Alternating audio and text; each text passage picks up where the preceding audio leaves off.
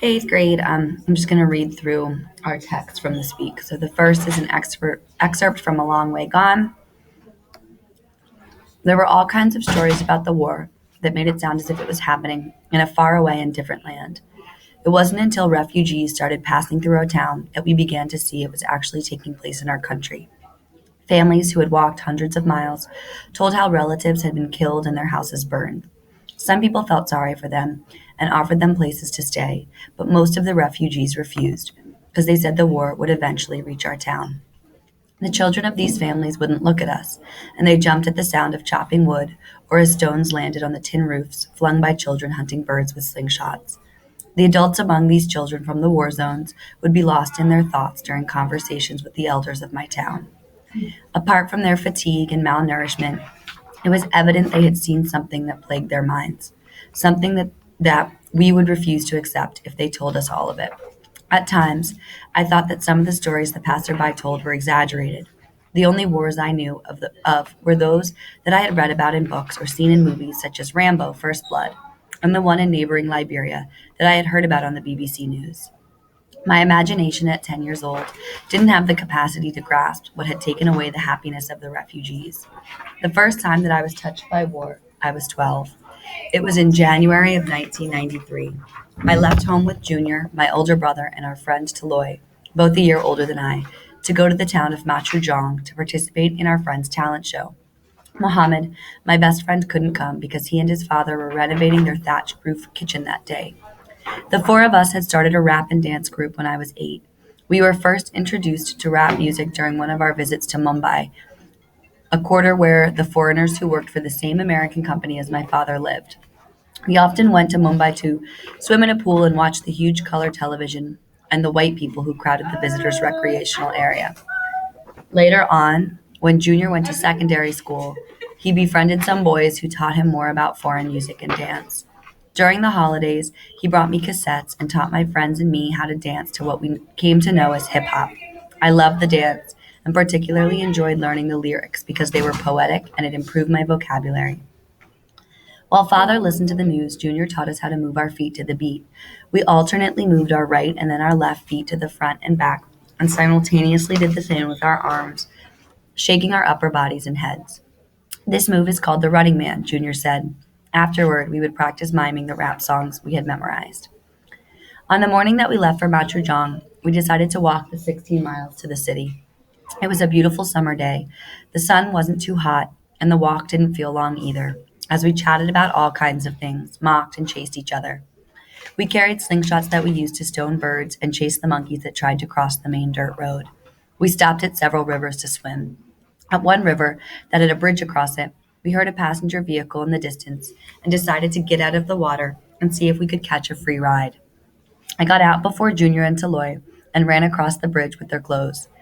They thought they could catch up with me before the vehicle reached the bridge. But upon realizing it was impossible, they started running back to the river. And just when they were in the middle of the bridge, the vehicle caught up to them. The girls in the truck laughed and the driver tapped his horn. It was funny, and for the rest of the trip, they tried to get me back for what I had done. But they failed. We arrived at Kabadi, my grandmother's village, around 2 in the afternoon. Mommy Kapana was the name that my grandmother was known by.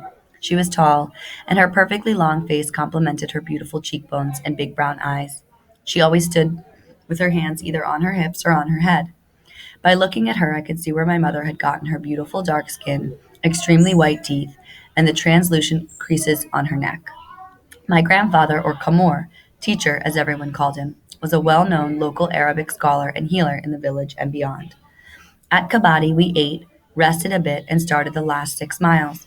Grandmother wanted us to spend the night, but we told her we would be back the following day. How is that father of yours treating you these days?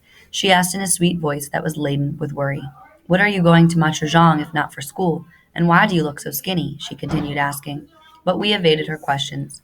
She followed us to the edge of the village and watched as we descended the hill, switching her walking stick to her left hand so that she could wave us off with her right hand, a sign of good luck. We arrived in Montrejon a couple hours later and met up with old friends, Gabrilla, Kaloko, and Kilalu.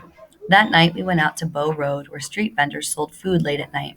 We bought boiled groundnut and ate it as we conversed about what we were going to do the next day, made plans to see the space for the talent show and to practice.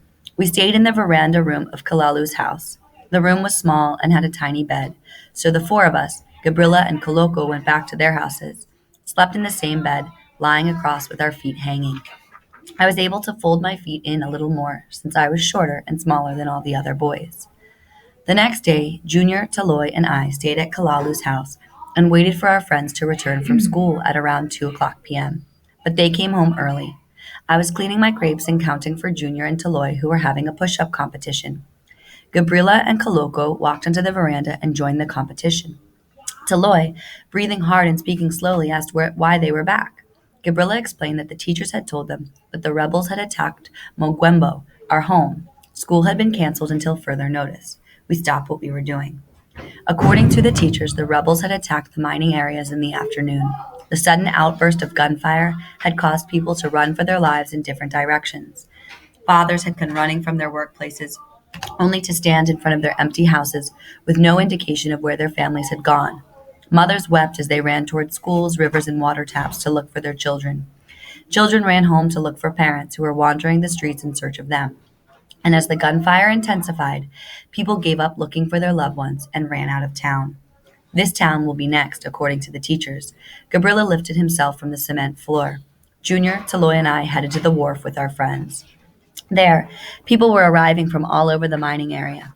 Some we knew, but they couldn't tell us the whereabouts of our families. They said the attack had been too sudden, too chaotic, and that everyone had fled in different directions in total confusion. For more than 3 hours, we stayed at the wharf, anxiously waiting and expecting either to see our families or to talk to someone who had seen them. But there was no news of them, and after a while, we didn't know any of the people who came across the river. The day seemed oddly normal.